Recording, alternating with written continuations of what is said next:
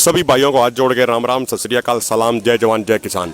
साथियों, हम हैं इस समय दिल्ली में संसद मार्ग के ऊपर चल रही महिला किसान संसद में से।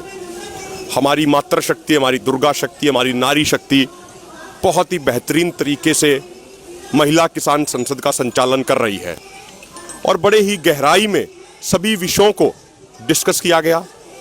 हमारी हर महिला प्रतिनिधि ने इन तीनों काले कानूनों और एमएसपी गारंटी कानून के ऊपर विस्तृत तरीके से चर्चा की।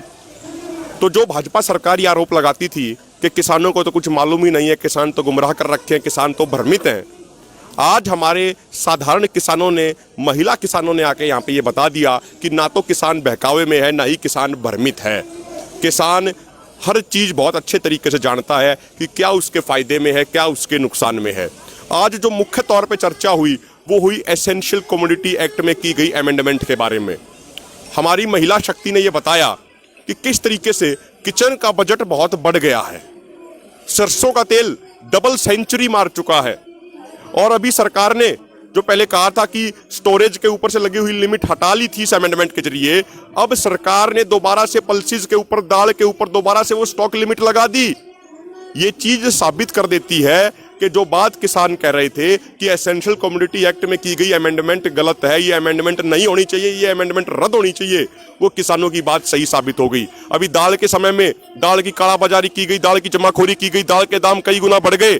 उसके बाद सरकार को मजबूर होना पड़ा दाल पे स्टॉक लिमिट दोबारा से लगाने के लिए। तो इस पूरी घटनाओं के बारे में, इन सभी चीजों के बारे में बड़ी विस्तार से हमारी महिला किसान प्रतिनिधियों ने चर्चा की। बड़ी ही अनुशासन के साथ, बड़ी ही एकजुटता के साथ, बड़ी ही शांति के साथ, बड़े ही सभ्य तरीके से उन्होंने संचालन किया। बाकायदा 6 स्पीकर और डेप्यूटी स्पीकर चुने गए, टोटल मिला के 6, 3 स्पीकर 3 डेप्यूटी स्पीकर, और बहुत अच्छे तरीके से उन्होंने पूरा कार्यक्रम किया।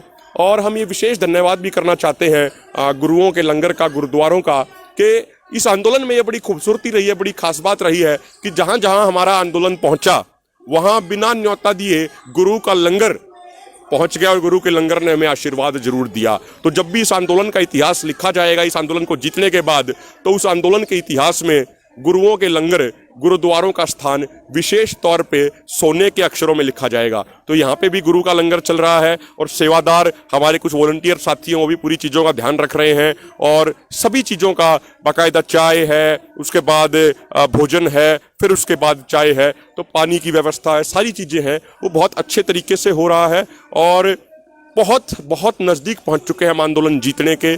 बस अब तो हमारी जीत का ऐलान होना बाकी है। किसान भाइयों, आप हौसला रखिए, आप धैर्य रखिए। आज देखिए, आज मौसम जो यहाँ पे है वो बहुत घुटन का मौसम है, वो बहुत एक तरीके की घुटन है, गर्मी बहुत ज़्यादा है, लेकिन उसके बावजूद किसानों के हौसले बुलंद हैं।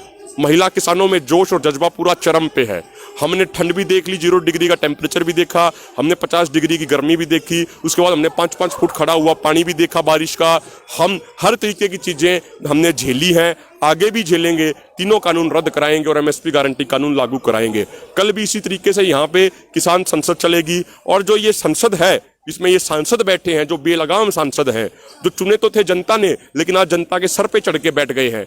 उस सांसदों को, उस संसद को यहाँ से कड़ा संदेश जाएगा। जिस तरीके से पहले 23 तारीख की कार्रवाई के बाद गया था कि इस किसान संसद में एपीएमसी बाईपास अधिनियम को रिपील कर दिया गया था, रिजेक्ट कर दिया गया था, और उस संसद को यह आदेश दिया गया था, यह हुक्म दिया गया था कि यहाँ पे सर्वोच्च संसद जो है पूरे देश की, वो यहाँ बैठी है और उसका यह आदेश है कि एपीएमसी बाईपास अधिनियम को रिपील करो। तो इनको रिपील करना पड़ेगा, वो रिपील कराएंगे, तीनों काले कानून रद्द कराएंगे, एमएसपी गारंटी कानून लागू कराएंगे। इसी तरीके से आने वाले दिनों में अलग अलग विषयों पे, कॉन्ट्रैक्ट फार्मिंग के ऊपर भी चर्चा होगी, यहाँ पे एमएसपी गारंटी कानून के विभिन्न पहलुओं पे भी चर्चा होगी।